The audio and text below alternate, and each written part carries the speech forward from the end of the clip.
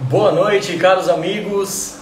Estamos ao vivo em mais uma série de lives proposta pela Miranda Sá, em parceria com o Grupo Trombone, com a Giovanna Dílio e a Gabriele Cali. Esse é um evento onde a gente tem um propósito de desvendar, desmistificar o ruído.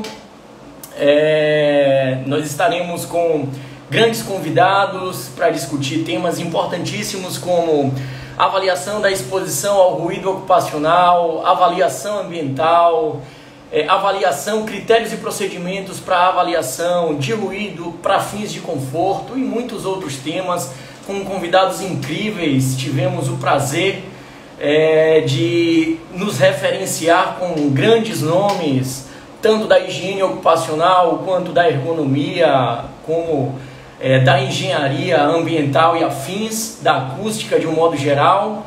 E nós esperamos nesse mês de maio, geralmente acredito que às terças e quintas, esse evento vai estar acontecendo sempre às 19 horas. Hoje em especial nós tivemos uma alteração às 20h30, mas vai estar acontecendo hoje o tema avaliação da exposição ocupacional, que é a norma de higiene ocupacional, e ninguém mais e ninguém menos do que o nosso convidado especial, o Gustavo Rezende, que é uma grande referência para a gente aqui. A gente tem esse prazer de poder recebê-lo. Vou estar com a minha parceira, que deve estar entrando.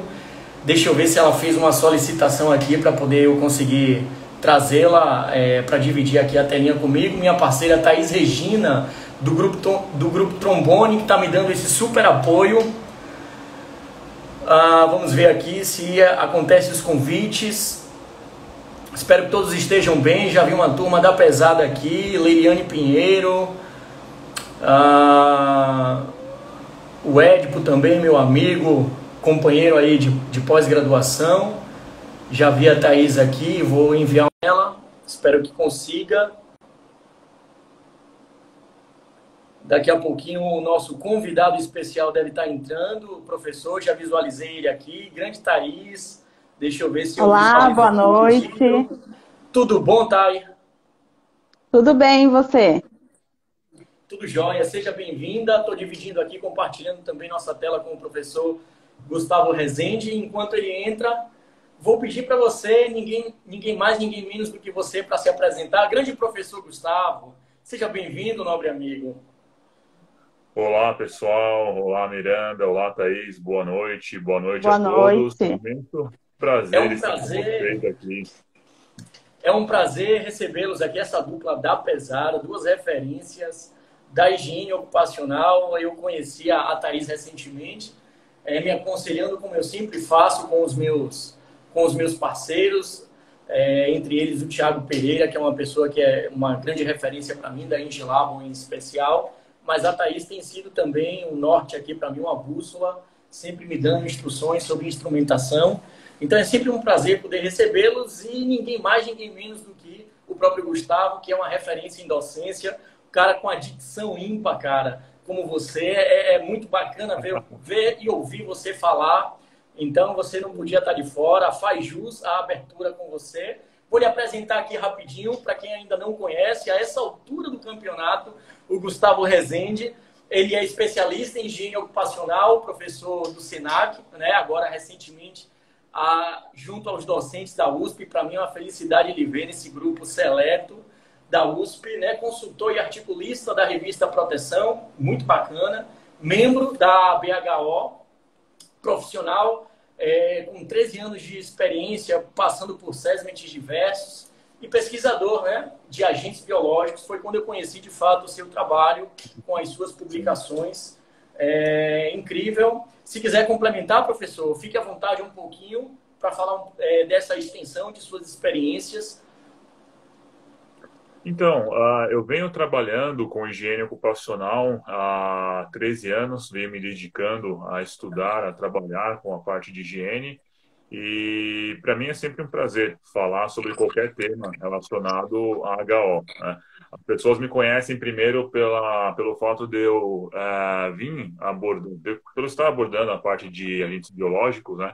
Só que higiene ocupacional, para mim, de uma forma geral, é uma ciência, uma arte que a própria AIA define desse jeito, que me dá sempre muito prazer em ter um debate, uma conversa, participar de um sarau, vamos dizer assim, trocando ideia, compartilhando conhecimento e aprendendo com todos. Então, é um imenso prazer estar aqui compartilhando essa experiência que eu tenho nessa parte de consultoria.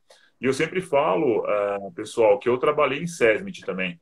Então, eu sei o quão difícil é para quem está no SESMIT contratar um serviço de consultoria, desenvolver um escopo de análises técnicas. Então, eu já estive no outro lado e sei como funciona essa realidade. Logo, o fato de eu ter vivenciado essa experiência dentro de um SESMIT e estar com uma consultoria há mais de 3 anos trabalhando como consultor técnico e nesse meio tempo como professor, me dá uma visão de diferentes aspectos da área de higiene. Uma coisa é a pessoa que está lá no SESMIT, outra coisa é o consultor técnico e outra completamente é o professor. Então, eu tento entender um pouco de cada parte para poder trazer um pouco dessa bagagem aqui durante as nossas conversas. Beleza, professor, maravilha. Seja bem-vindo mais uma vez, tá? E, por favor, se apresente para o nosso público conhecer seu fantástico trabalho junto ao Grupo Trombone. Boa noite a todos. Hoje eu sou gestora, né, do Grupo Trombone. Nós ficamos aqui no interior de São Paulo, também pertinho um pouquinho do professor Gustavo, um pouquinho mais longe do Gabriel. Né? A gente fica no interior de São Paulo. O Grupo Trombone é uma empresa hoje com 3 empresas diferentes, né? Somos do ramo de assessoria, medicina do trabalho e treinamentos. Né? E hoje eu lidero aí alguns contratos na parte de segurança, mas o meu trabalho maior é com higiene ocupacional. Né? E para mim é uma honra, junto com o Gabriel, aí tá participando dessas lives, entrevistando grandes nomes como o professor Gustavo Rezende, que eu venho acompanhando aí várias lives dele, venho assistindo várias aulas no canal do YouTube, então para mim é uma honra hoje estar aqui participando dessa grande live aí, desvendando um pouquinho sobre a NHO 01. Beleza, maravilha. Então vamos mandar brasa, que o nosso tempo é curto. Eu não sei, eu estou um pouco desatualizado, mas eu não sei se o Instagram ainda trabalha com 1 hora, aqueles 60 minutos corridos. Mas a gente separou aqui uma programação bacana e ninguém melhor do que o professor para responder. Quero deixar um abraço para o Nicolas aí, do XSEG. Passei aí 1 hora conversando sobre avaliações isocinéticas, cara, fantástico. Conheci através do Thiago, né, Pereira, nosso parceiro da Engilab. Um abraço para você aí, companheiro. Thay, se quiser abrir a nossa série de quesitos para o nosso mestre poder responder e ajudar o público a tirar suas dúvidas, vamos em frente. Vamos aproveitar e sugar todo o conhecimento aí do professor sobre NHO 01. Então vamos lá. Professor, para efeito de introdução ao controle de exposição ocupacional ao ruído, a NHO determina conceitos para ruído contínuo ou intermitente e ruído de impacto. Qual é a melhor definição para ambos? E como é possível desassociar contínuo de intermitente? Ok, vamos lá. Nós temos, então, no Brasil, valores de referência para o ruído contínuo e intermitente e para o ruído de impacto. Nós não temos 3 critérios, nós temos 2. Ruído contínuo e intermitente, você trabalha com valores definidos, assim como o ruído de impacto, você também tem valores definidos como limite de tolerância e valores que caracterizam o risco grave e iminente. Do ponto de vista de acústica, a gente pode definir que o ruído de impacto é aquele ruído com uma característica impulsiva, ou seja, são ondas sonoras, ou seja, ondas mecânicas que se propagam através de um meio elástico, ou seja, eu preciso ter moléculas para que o som, o ruído consiga se propagar, tá? Isso é uma coisa muito importante apenas para a gente harmonizar as questões aqui de entendimento, mas eu preciso ter essas moléculas, eu preciso ter moléculas de ar, eu preciso ter átomos ali, eu preciso de matéria para conseguir fazer a transferência dessa energia acústica sob a forma de ondas de um ponto para outro. E essa variação da pressão sonora, que é a energia transmitida principalmente por movimento cinético entre essas moléculas, é o que caracteriza a variação da pressão sonora. Ou seja, a pressão ela tem uma parte que ela é comprimida e depois rarefeita, comprimida, rarefeita, comprimida e rarefeita, e assim ela vai percorrendo o seu caminho quando ela sai de uma fonte de emissão, como por exemplo uma máquina, um equipamento, uma caixa de som ou então o timbre aqui das minhas cordas vocais. Bom, por que eu estou falando tudo isso? Porque o ruído de impacto, que é o ruído impulsivo, é aquele ruído que tem um pico muito alto e depois ele cai. Um pico muito alto e depois ele cai. Ou seja, ele tem uma intensidade muito alta num curto instante de tempo e depois ele decai para um valor muito próximo ao 0 decibel e depois ele retoma. Só que é uma energia acústica muito curta. Então, a gente define o ruído de impacto, o ruído impulsivo, como todo aquele que tem uma duração inferior a 1 segundo e um intervalo de repetição superior a 1 segundo. É igual a gente imaginar, por exemplo, uma prensa hidráulica, que ela tem uma batida do martelo, essa batida do martelo vai durar, por exemplo, 0,7 segundos. E para essa batida ela acontecer novamente, vai demorar 1,5 segundos. Ou seja, ela teve uma duração menor que 1 segundo e demorou mais do que 1 segundo para ser repetida. Isso caracteriza o ruído de impacto. E aí, quando a gente vai para as normas, e até mesmo para a NHO 01, é fato que a definição de ruído contínuo intermitente é algo bem simples. Ela diz que é todo ruído que não é ruído de impacto. Simples assim. É, simples assim. Então, basicamente, você não tem uma definição tão profunda. Mas se a gente pegar um livro de 1978 da Fundacentro, que se chama Controle do Barulho Industrial, escrito pelo Satoshi Kitamura e pelo Astetti, eles vão definir que você consegue verificar através de um sonômetro ou de um medidor de nível de pressão sonora se o seu ruído ele tem características de intermitência ou se ele é contínuo. Então vamos supor que você liga um instrumento e durante um intervalo de 15 minutos o nível de ruído fica dentro de um intervalo de mais ou menos 3 decibel. Ou seja, vamos supor que você partiu de 80 decibel e o máximo que você teve foi 80 e o mínimo foi 77. Ou seja, você ficou dentro daquele intervalo de 3 para mais ou para menos. Esse ruído ele flutuou muito pouco. Então, tecnicamente, dá para dizer que ele é um ruído que tem característica contínua. Ele não apresenta grandes variações. Agora, se nesse mesmo intervalo de 15 minutos você teve essa variância para mais ou para menos do que 3 decibel, então você parte de 80. Aí você teve 87, 91, 74, 73. Essas variações elas já caracterizam um ruído intermitente. Lembrando que essa é uma definição vinda de 78 do livro do Satoshi Kitamura com as TET, lá da Fundacentro, dos anos 70. Então, assim, é uma definição que é um pouco mais antiga, mas que continua sendo utilizada como uma referência. Porém, a gente pode entender que ruído contínuo intermitente, para fins de avaliação quantitativa, a gente não vai ter diferença. Os valores de limite são os mesmos, os critérios de referência são os mesmos, o tempo de resposta do equipamento também. Então, a gente não vai ter ali um grande impacto nesse sentido, tá? Então, basicamente, eu posso responder dessa forma aí a primeira pergunta. Perfeito. Maravilha! Só pegar a garrafa de Maravilha! água. E é Peraí. justamente isso.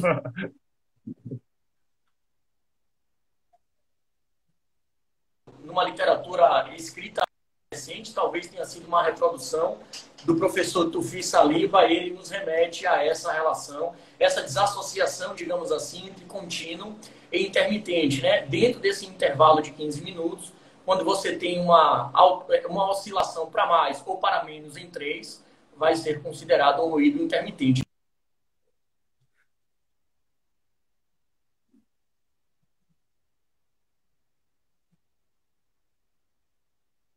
É de impacto. Eu acho que a orientação, digamos assim, mas espero que para o público tenha ficado claro do que se trata essa conceituação, e nada melhor do que fundamentar com os princípios dessa caracterização. Afinal, a NHO ela divide suas diretrizes em dois momentos: contínuo, intermitente e impacto, né? Bom, professor, para a gente poder aprofundar um pouco mais, e acredito que à medida em que a gente for avançando, a gente vai encontrando um pouco mais de complexidade no entendimento do que é a norma de higiene ocupacional, eu gostaria de tentar trabalhar um pouquinho com os parâmetros, desmistificá-los, interpretá-los adequadamente. Queria, inclusive, lhe parabenizar pela ideia maravilhosa, junto com o professor Fantasini, de se falar sobre LEC. E nós temos aqui um parâmetro NEC, né, que é o nível equivalente, que tem uma aproximação, digamos assim, em sua terminologia, conceitos, digamos assim. Mas descobrimos recentemente que não é bem por aí, né? A coisa é mais embaixo. Mas a gente aguarda os projetos do Mário Fantasini para ver o que é que fica decidido daqui por diante. Porque as referências falam, a gente obedece. Bom, do ponto de vista dos parâmetros,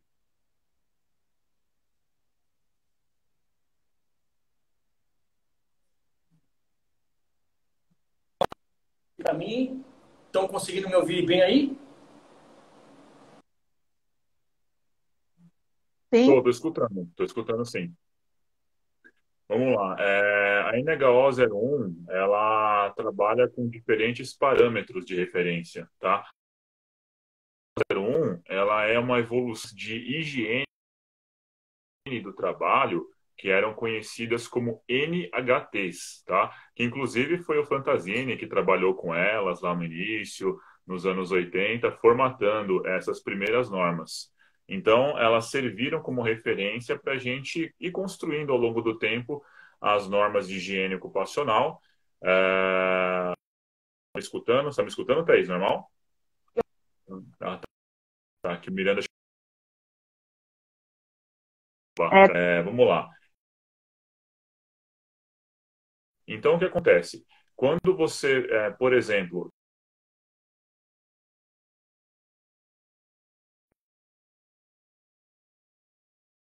toda vez que vocês forem fazer uma audiodosimetria de ruído, e quando eu falo audiodosimetria, eu falo da quantificação, medição de ruído. O trabalhador vai usar o equipamento na cintura, ligado com o fio próximo à zona auditiva, numa distância de 150 milímetros em relação à zona auditiva, com uma pequena faixa de variação que a gente considera de mais ou menos 50 milímetros, né? A gente pode falar que é 15 centímetros, tá?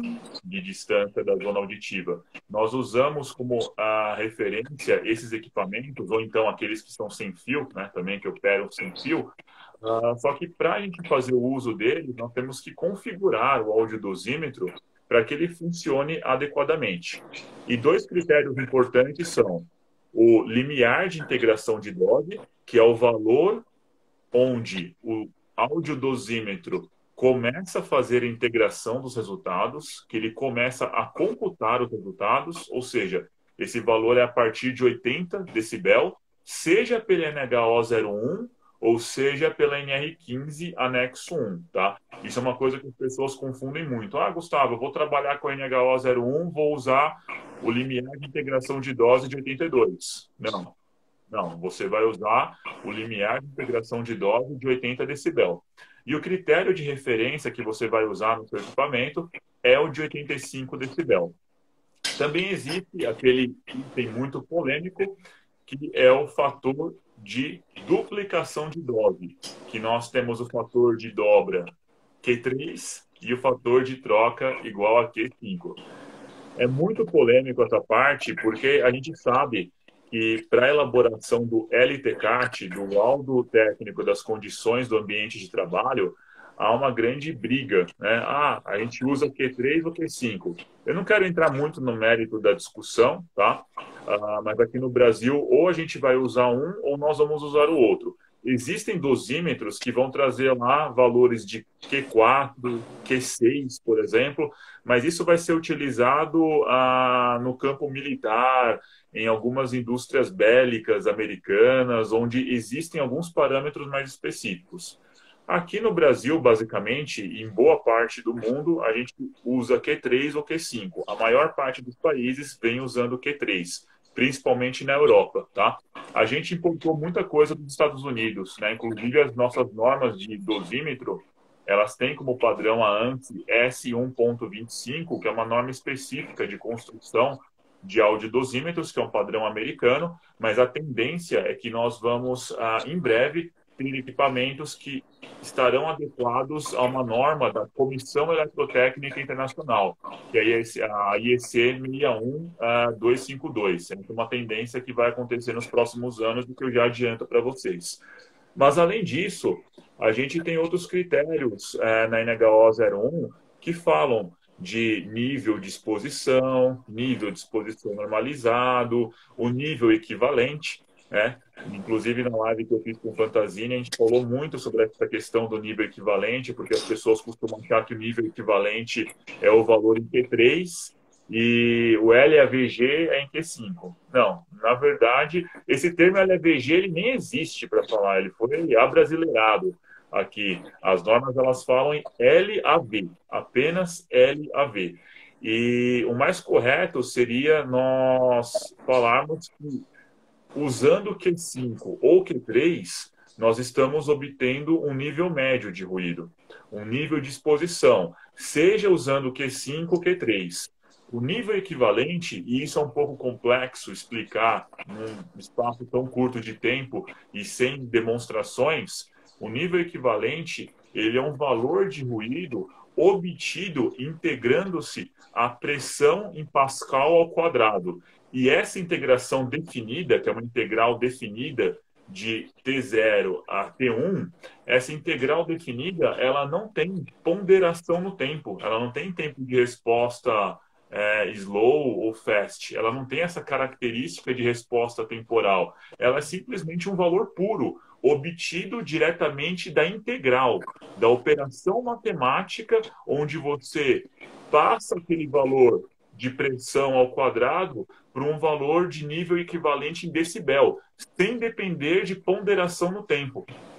Coisa que aqui no Brasil, e quando a gente fala de audiodosimetria, não acontece, porque toda vez que a gente vai fazer uma medição de ruído, a gente configura o equipamento com tempo de resposta slow para o ruído contínuo intermitente e o tempo de resposta fast para o ruído de impacto, ou circuito linear, por exemplo. Então, o nível equivalente, basicamente, ele está na NHO 01 como uma integral bonita, com uma conta gigantesca que muitas pessoas acabam vendo e ficando só como enfeite, porque em critério de atendimento à norma não vai fazer diferença nenhuma. Vocês podem perceber que, inclusive, na NHO 01 não tem mais nada falando de nível equivalente que não seja a fórmula. Então, basicamente, a gente não vai usar ela. O mais importante, se eu fosse falar para vocês aqui, quais são os 3 parâmetros importantes para uma avaliação de ruído, para atender a NHO 01 e a legislação? O valor da dose, o nível de exposição, que a gente conhece como LAVG, que é o nível médio, e o nível de exposição normalizado. É isso que a gente precisa. São esses 3 parâmetros. E caso você queira fazer uma avaliação de ruído mais sofisticada, usando critérios de atenuação do protetor auditivo, calculando o método longo pela NBR 16077, aí a gente pode usar aqueles dosímetros de ruído com filtro de bandas de oitava, que também traz para a gente um critério a mais de análise, tá? Mas, pegando a NHO 01, cara, vamos pensar em dose, vamos pensar em nível de exposição e nível de exposição normalizado. Esses são os 3 critérios que a gente tem que tomar cuidado e que tem que ter atenção. Perfeito, professor. A minha segunda questão aqui ficou um pouquinho prejudicada, que eu acho que o meu sinal ficou bastante ruim. Eu acho que nem todo mundo conseguiu ouvir. Eu, de fato, não consegui concluir todos os parâmetros, mas acredito que você tenha trabalhado boa parte deles. Ainda no segundo quesito, eu gostaria de saber um pouco mais sobre o conceito de teto, limite de exposição teto. E quando que eu considero, né? Quando que eu considero condição de risco grave e iminente, como por exemplo? A condição de risco grave e iminente para o ruído contínuo intermitente vai ser caracterizado quando você tiver picos acima de 115 decibel. Se você tiver uma exposição acima de 115 decibel na curva de ponderação A, isso se caracteriza como um risco grave iminente caso o trabalhador esteja exposto sem qualquer tipo de proteção, seja um EPI ou, enfim, qualquer medida de proteção. Agora, para o ruído de impacto, esse valor ele varia, pessoal. Tá? Se você estiver operando, por exemplo, com um medidor de ruído no circuito linear, tá? Que é aquele circuito Z, e você está usando uma resposta de impacto, ou seja, impacta quando o equipamento ele faz uma captação de dados a cada 35 milissegundos, esse valor de risco grave iminente é de 140 decibel. Agora, se você estiver usando um equipamento que ele está programado em DBC, ou seja, tempo de resposta FAST, que é uma avaliação a cada uma captação de dados a cada 125 milissegundos, e você tem um tempo de resposta rápido, né, em uma curva de ponderação C, esse valor de risco grave iminente vai ser de 130 decibel na curva de ponderação C. Então, resumindo, ruído contínuo intermitente, risco grave iminente, acima de 115 decibel. Ruído de impacto, circuito linear, 140 decibel. DBC, 130 decibel. Aí você caracteriza também risco grave iminente, e aí nesse caso de um risco grave iminente, a empresa está sujeita aos critérios de embargo e interdição da norma regulamentadora, a NR3, além de uma possível autuação com base na NR28. Bacana. Muito bom. Muito bom. O professor acabou tirando algumas dúvidas aí da pergunta que eu trazia em seguida, né? Que seria sobre um pouquinho de Q3 e Q5, e realmente é uma questão bem polêmica, onde as pessoas têm muitas dúvidas, né? E os clientes também têm muitas dúvidas na hora de comprar esse produto da gente, né? E muitas vezes não conseguem entender, né, o conceito, porque realmente é bem complicado, né? Mas só para complementar um pouquinho até a resposta do professor sobre a segunda questão, aí falando um pouquinho de Q3 e Q5, eu queria saber, professor, o que determina os enquadramentos trabalhistas quando a gente fala de insalubridade, né, aí trazendo um pouquinho por Q3 e Q5, e previdenciário quando a gente fala de aposentadoria especial? Boa pergunta. Essa questão é importante porque quando a gente fala de atender a legislação trabalhista para caracterizar se a exposição está acima ou abaixo do limite de tolerância, nós temos que olhar primeiro para o valor da dose. A dose de ruído é o limite de tolerância absoluto, independente da jornada de trabalho da pessoa. E esse valor corresponde, em porcentagem, a 100%. Então, não importa se o cara trabalha 6, 8, 12 horas, pouco importa. O valor sempre será 100% da dose como limite de tolerância absoluto. E o que é essa dose? É uma energia acústica acumulada. É como se eu ligasse uma torneira de uma caixa d'água e fosse enchendo. Qual que é o limite? É a borda. 100% do volume, né? Vocês estão me escutando bem? Está vendo um pouco de interferência, parece? Não. Tudo bem? Para mim está perfeito. Para mim está perfeito também, professor. Então, beleza. Então tá. Então, essa caixa d'água, quando ela transborda, ela transbordou porque você passou de 100% do volume dela. A mesma coisa é o conceito de dose de ruído. Você tem uma energia acústica, essa energia acústica ela vai sendo integrada, ela vai sendo somada, e ao final daquele período de medição, ao final da jornada de trabalho, essa dose não pode ser superior a 100%. Ah, Gustavo, mas eu fiz uma medição parcial e projetei o resultado para a jornada integral de trabalho. Tá bom, você pode fazer isso, mas não se esqueça que a norma fala que você tem que fazer uma amostragem representativa. Uma amostragem representativa não necessariamente ela vai durar toda a jornada de trabalho. Ela pode ser parcial, desde que você tenha certeza que naquele período você conseguiu cobrir todos os ciclos de exposição e que naquele pedaço que você deixou de medir, que você deixou de quantificar, não vai haver nenhuma outra exposição que não tenha sido avaliada anteriormente. Aí você pode projetar a sua dose fazendo uma regra de 3 simples.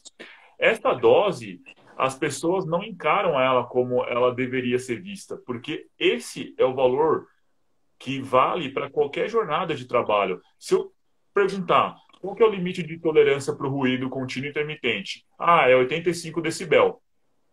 Vai ser 85 decibel se e somente se o trabalhador tem uma jornada de 8 horas por dia.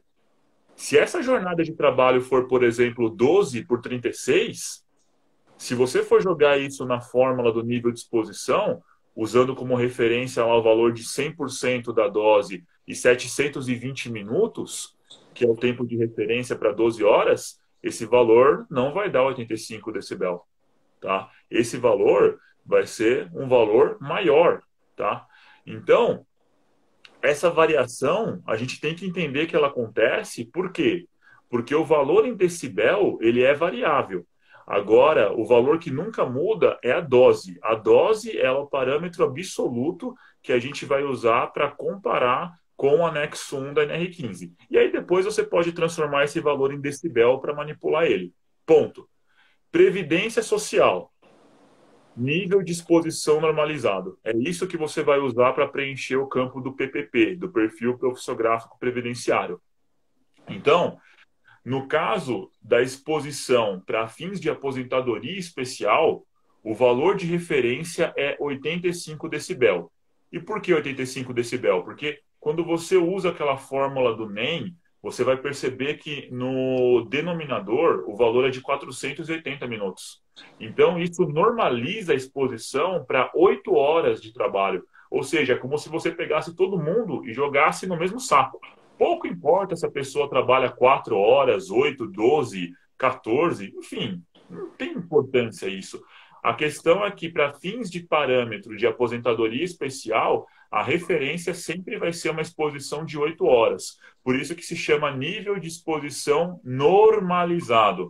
É igual, eu sei que não é o tema daqui, mas é igual o AREM. Aceleração resultante de exposição normalizada, que também é para 8 horas, 480 minutos. Então, a gente está normalizando, usando um único parâmetro de tempo para estabelecer se o limite foi ultrapassado. Nesse caso, será de 85 decibel. Mas percebam que é 85 decibel porque foi cravado que o tempo é de 8 horas. Agora, a dose não. A dose, para fins de insalubridade, você não pode dizer que o valor de referência sempre vai ser 85 decibel. Porque se a pessoa tem uma jornada de trabalho diferente de 8 horas, o valor em decibel será diferente. O que não muda é a dose. Sempre vai ser 100%.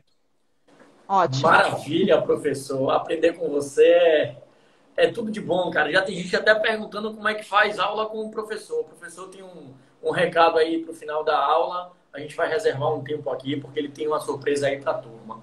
Eu queria fazer um parênteses. As pessoas pensam que a representatividade pode ter uma associação com 75% da jornada. As pessoas viciam-se, né, a essas convenções para padronizar, mas é muito importante pensar que a NHO ela fala sobre se mapear esta representatividade, e essa representatividade ela vem por ciclos de exposição. Então, o meu questionamento é se nos últimos 30 minutos um profissional, por exemplo, de manutenção, ele vai a um ambiente de gerador, né, e ele passa esses 30 minutos finais realizando testes para virar aquela jornada de trabalho. Então, você pode ter, por exemplo, uma representatividade dessa exposição.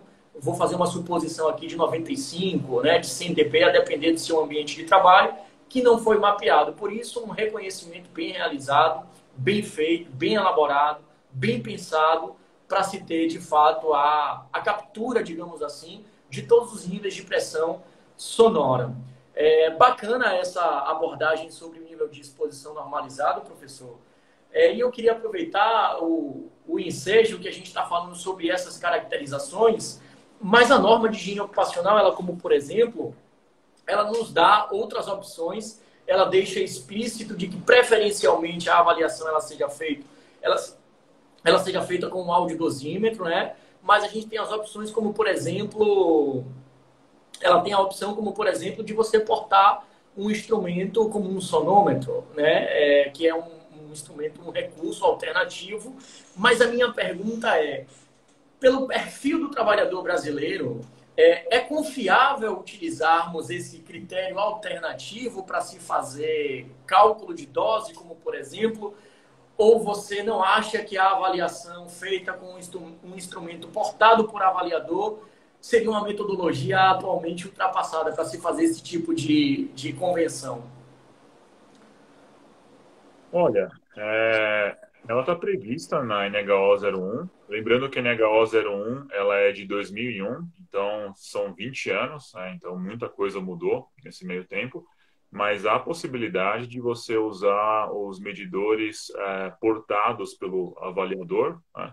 Ou então um sonômetro que seja integrador de dados. Um sonômetro, que é um medidor de nível de pressão sonora que tenha uma integração de dados, você pode colocar, vamos supor, que eu tenho um operador de máquina. Esse operador de máquina, ele não sai daquele local. E eu posiciono um sonômetro próximo à zona auditiva dele e eu ligo esse equipamento. Ele vai estar lá em circuito de resposta slow, lenta, e curva de ponderação A. Esse equipamento ele vai ficar ao lado do operador, isso eu já cheguei a fazer até para critérios de experiência. Então, se ele não apresenta movimentação, esse seu sonômetro, que tem um gravador e um integrador de dados, ou seja, ele funciona também como um dosímetro, ele vai conseguir te dar um valor de dose e um valor de nível de exposição em decibel. Porém, ele é um equipamento que possui limitação, porque se você pega um cara, o Gabriel, igual você falou agora, um mecânico, que ele é polivalente, ele é flutuante, ele fica andando pela fábrica, você não vai ficar andando com um tripé atrás do cara ou correndo atrás dele com um sonômetro na mão. Então, esse sonômetro, mesmo que ele seja integrador de dados, ele tenha um integrador de dados, vai ser uma medição que não vai ter tanta confiabilidade, porque, primeiro que você ficou segurando o equipamento, olha a interferência do seu corpo na medição. E aí você tem o choque, o atrito com o vento nessa movimentação. Não faz sentido isso, né?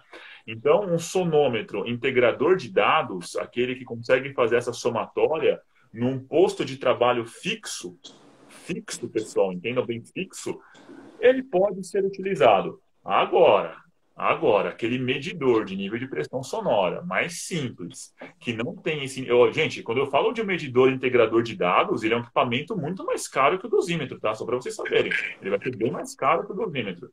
Agora, se você pega aquele medidor de nível de pressão sonora, que não tem integrador de dados, e você vai usar ele para fazer uma medição com características de dosimetria, você vai ter que ficar anotando os resultados no papel para você ir na norma e configurar lá e verificar. Qual que foi o tempo de exposição?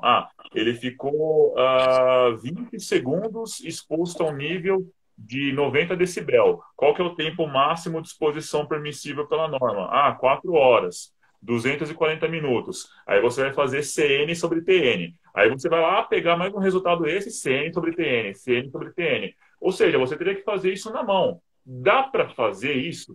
Dá, só que é impreciso, está muito sujeito a erro e, consequentemente, você não vai ter uma amostragem tão fidedigna. E convenhamos, pessoal, hoje qualquer um pode ir em algum lugar, alugar um dosímetro por R$ 100 a diária, embutir isso no preço da sua consultoria e fazer uma medição com muito mais qualidade. Sem dúvida, eu tô em plena concordância com você, professor, mas a gente tem opiniões aqui sobre questão de metodologia, que inclusive é uma convidada nossa, a Márcia Silva, está falando aqui, não, podemos sim, entretanto, há profissionais que não sabem aplicar a metodologia. Sou pesquisador e aplico o resultado, e é igual à avaliação do audiodosímetro. Quem entende de dosímetro ruim, tem um monte, é esse Alex aqui, cara, da SHO. Esse cara aqui não tem sonômetro, tá aqui falando de uma série de matérias. Grande abraço para você, Alex, que está na mesa redonda, inclusive, ele está nessa fria aqui com a gente. Entende tudo sobre equipamentos, é uma referência para a gente aqui em acústica também. Um grande abraço para você, companheiro. A gente se encontra aí na reta final da série de lives. Quer pontuar alguma coisa, Thay? Não, quando se fala de equipamento é bem complicado, né? A gente que trabalha com assessoria, a gente encontra aí várias outras empresas, né? Não vou falar concorrente, mas várias outras empresas com preço muito barato, né? Oferecendo aí avaliações com equipamentos que não vai atender, né, o que é necessário. Então tem que tomar muito cuidado e ter muito conhecimento em relação a equipamento. Inclusive a gente vai ter uma live também, né, onde a gente vai falar muito sobre equipamentos. A gente vai entrar mais nesses detalhes. E só para complementar também, Thaís, aqui, eu sempre falo, não adianta você dar uma Ferrari na mão de uma pessoa que não sabe dirigir, entendeu? A gente não está falando aqui de usar um medidor de nível de pressão sonora de 40, 50 mil reais. Igual eu estava falando com o Marco Aurélio ontem, que vai ser até um convidado de vocês aqui também, grande amigo meu. Não adianta você ficar querendo segregar o mercado só com equipamentos caros. Não, você tem equipamentos de boa qualidade, só que se você colocar esse equipamento, seja ele qual for, na mão de uma pessoa que não tem o domínio técnico dessa análise, independente do equipamento, o resultado vai ser errado, porque o procedimento vai estar inadequado. Ela não vai configurar o audiodosímetro, o sonômetro da forma certa. Então, assim, possibilidade de usar esses equipamentos, eu só sou muito restritivo aos medidores de nível de pressão sonora que não possuem integradores de dados. Quando você tem medições onde a pessoa se movimenta bastante. Porque aí, obter um valor de dose que seja fielmente representativo, aí já é bem equivocado. Lembrando também que, até adiantando um pouco das perguntas, mas acho que é pertinente, tá, Gabriel? Esse critério de 75% da jornada de trabalho é porque no livro de estratégia de amostragem do NIOSH, de 77, está escrito lá que para os agentes químicos você tem que obter uma análise mínima durante 70% ou 80% da jornada de trabalho. Mas lá aquilo faz sentido porque você trabalha com uma média ponderada no tempo para agentes químicos. Você vai trabalhar com uma média ponderada no tempo para 480 minutos, por exemplo, lá, que é uma posição padrão, por exemplo, né? Então faz mais sentido, mas extrapolar isso para o ruído só porque está no manual de estratégia de amostragem do NIOSH, não. Se você for olhar os documentos da OSHA, por exemplo, que fala de ruído, da Sociedade Britânica de Higiene Ocupacional, eles estão falando de ciclos representativos da exposição diária da jornada de trabalho, ok? E vale lembrar, pessoal, que a NHO 01, isso é conversa informal, tá? Não estou dizendo que vai acontecer, mas acredito que a NHO 01, num futuro não muito distante, ela tende a ser alterada também, tá? Assim como a NHO 06 foi recentemente, em 2017, que é uma evolução natural das normas, sejam elas regulamentadoras ou de higiene ocupacional. Precisa, né? Sim. Só falando algo aí importante que o professor levantou, é sobre dar uma Ferrari na mão de quem não sabe dirigir, né? E a gente que vai para campo, a gente se depara muito com isso. Porque as pessoas ainda têm o pensamento de que fazer higiene no campo é só instalar o equipamento e pronto, né? E não é exatamente o que o professor falou, não é. Se eu não souber como configurar e por que configurar, né? Não é só também saber configurar, pegar o manual, configurar e pronto, instalar. Eu tenho que entender o porquê eu vou usar aquele critério, qual é a situação, né? Qual é a jornada de trabalho, se o funcionário fica fixo, se o funcionário passa por diversos setores, né? Se o GHE dele é realmente aquele grupo, ou se tem uma pessoa dentro do GHE que vai em algum momento para uma área diferente. Então, eu preciso entender várias situações e não só instalar um equipamento. Perfeito. Para mim, até instalar o equipamento seja uma das partes mais fáceis quando você fala de estratégia de amostragem, né, Thaís? Exatamente. Fazer perguntinha aqui para nossa mestra, a Márcia. A Márcia está usando dosímetro com analisador de frequência? Beleza, vamos para a próxima então, que o nosso tempo está corrido. Tá acabando, E vamos espremer esse cidadão aí, viu, Thay? Só a próxima questão aqui vem um pouco a calhar do que a gente está falando, né? Que é os cuidados que os profissionais de campo têm que ter com higiene ocupacional. Né? E uma das questões, e eu acho que as pessoas têm bastante dúvida, é se eu posso avaliar no mesmo dia 2 trabalhadores do mesmo GHE. Poder você pode. Isso depende da circunstância e da estratégia de amostragem que você vai adotar. Então, vamos supor que você tenha um grupo de exposição similar, que a gente pode traduzir como GHE, Grupo Homogêneo de Exposição, que você tenha um grande grupo com uma quantidade de pessoas que compõem esse grupo com um N amostral bem representativo. Sei lá, vamos supor que o seu GHE tenha 15 trabalhadores. E aí você tem possibilidade de fazer duas audiodosimetrias. Esses dias eles teriam que ser aleatórios, né? Você teria que escolher esses trabalhadores aleatoriamente e os dias também devem ser aleatórios, a não ser que você trabalhe com o conceito de exposto de maior risco, porque aí você vai conseguir determinar, seja por critérios qualitativos ou quantitativos, uma pessoa para ela ser a amostrada, né? A pessoa que vai portar o equipamento. Aí não é aleatório, você vai selecionar uma pessoa. Mas a questão é, se você tem a possibilidade de fazer em dias diferentes e aleatórios, melhor, porque aí você consegue ser mais representativo. Você consegue pegar duas jornadas de trabalho que possivelmente vão ter algumas características diferentes. Agora, meus caros Thaís e Gabriel, eu vivo no mundo real. Eu vivo no mundo real. A empresa não paga isso. Eu falo para os meus alunos, olha, cara, eu dou aula, só que eu trabalhei em SESMIT durante muito tempo, trabalhei em SESMIT durante 6, 7 anos e estou na área há um bom tempo. Eu trabalhei fazendo higiene ocupacional em SESMIT e agora em consultoria. Então, eu sei muito bem a realidade. E muitas vezes você vai ter que fazer no mesmo dia. Se você for fazer no mesmo dia, ok, faça. Mas aí você vai fazer em 2 trabalhadores diferentes, observando se há possibilidade de você extrair ali um exposto de maior risco e que as medições que vocês façam nesses trabalhadores, essas medições elas vão ser representativas para todo o restante do grupo, ou seja, elas podem ser usadas como uma referência. Então, assim, geralmente isso pode acontecer. Mas se você tiver numa boa empresa que vai te dar essa autonomia, essa liberdade, tente optar por dias diferentes, tá? Porque aí você vai ter mais abrangência e, consequentemente, os seus resultados vão ser mais representativos. A possibilidade de comparação é melhor, né? Muito melhor, definitivamente, porque você tem 2 jornadas diferentes, 2 trabalhadores diferentes. É claro que se a gente fosse pegar o pé da letra, lá, os livros do Manual de Estratégia de Amostragem da AIA, né, de avaliação de riscos e administração de riscos, né, como a gente pega o manual, você vai ver que para um grupo de exposição similar, nós teríamos que trabalhar com um mínimo de 4 amostras, né, para você obter um desvio padrão geométrico e um valor representativo, vamos dizer assim, né? Você obter um desvio padrão geométrico legal, uma média geométrica dos valores de dose, por exemplo, e até o seu valor de mínima variância, né? Que é o MVUE.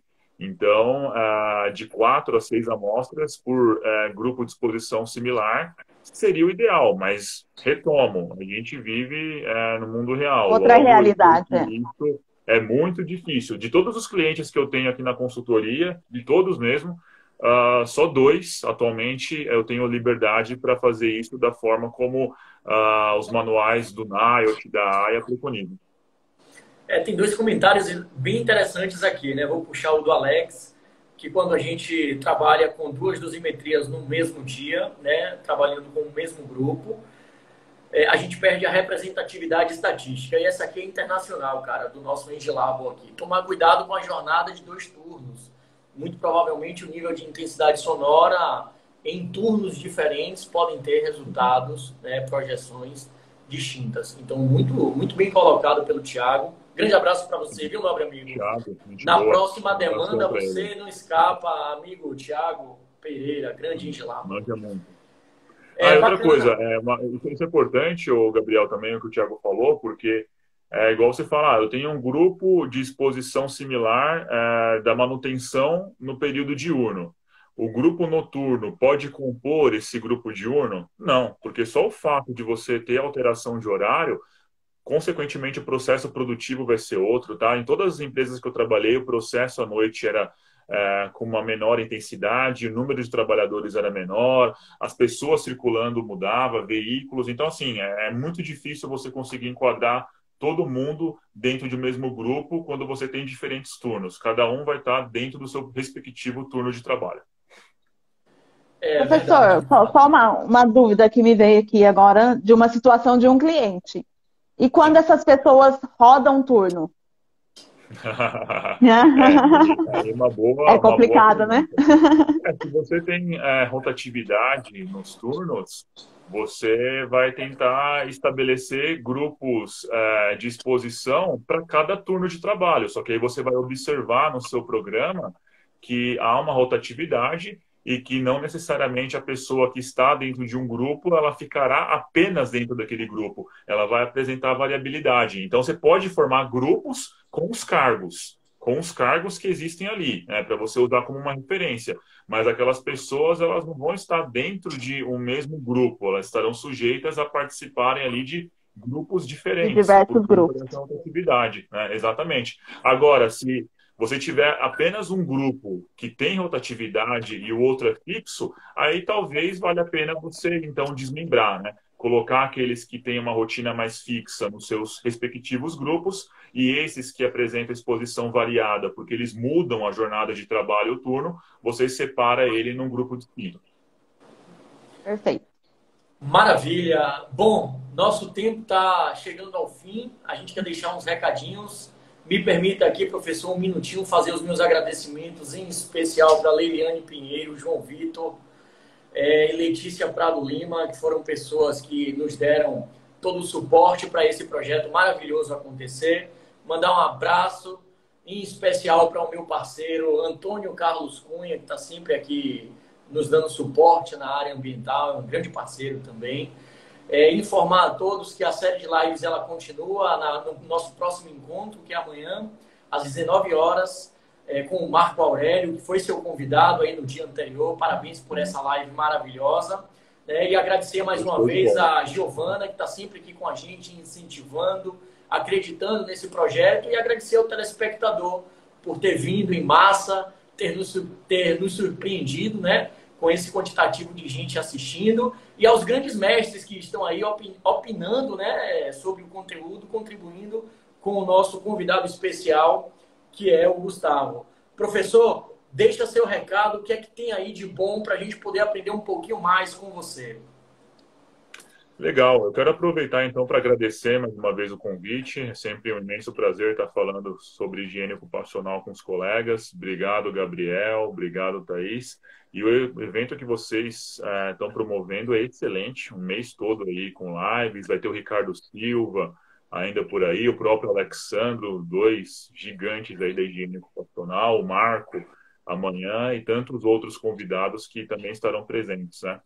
Então, eu quero aproveitar para dizer que as inscrições para o meu curso online de ruído, Desmistificando o Ruído Ocupacional, esse curso ele está com as inscrições abertas, tá? Vocês podem procurar como Desmistificando o Ruído Ocupacional. E esse curso ele está com desconto especial para quem está assistindo essa live.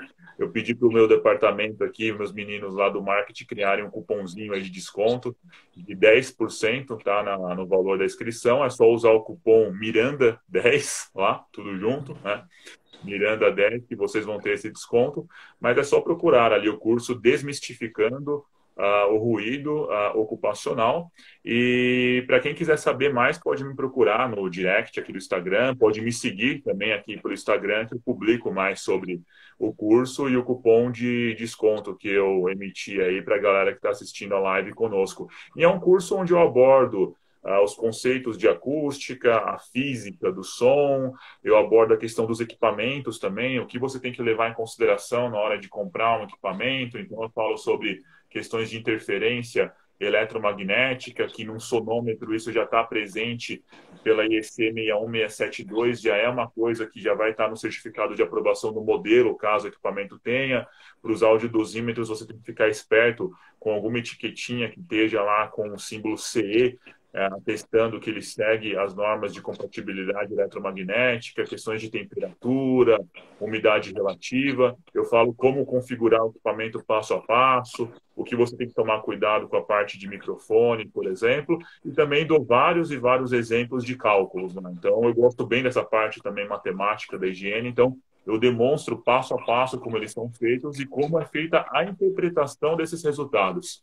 Então, se trata de um curso que eu venho desenvolvendo com base nas minhas experiências de campo, com base naquilo que eu venho trabalhando nos últimos anos, e espero que seja um curso que possa agregar aí valor a todos. Beleza, professor. Muito obrigado por sua participação. Ela não cessa por aqui. Acredito em lhe convidar em outras oportunidades. Acho que você tem muito conteúdo para passar de A a Z na higiene ocupacional. Mandar um beijão também para a Gabriele Cali, que está dando esse suporte maravilhoso aqui para a gente. E desejar a todos uma ótima semana. Mais uma vez agradecer. Tá? E parabéns pelo belíssimo conhecimento que você trouxe. A Miranda só agradece. E como já dizia o Capitão Planeta, lembrem-se, o poder é de vocês. Um abraço, galera. Até mais. Boa noite. Valeu, Tchau, tchau, pessoal. Obrigado. Boa noite. Uma ótima semana. Obrigado. Tchau, tchau.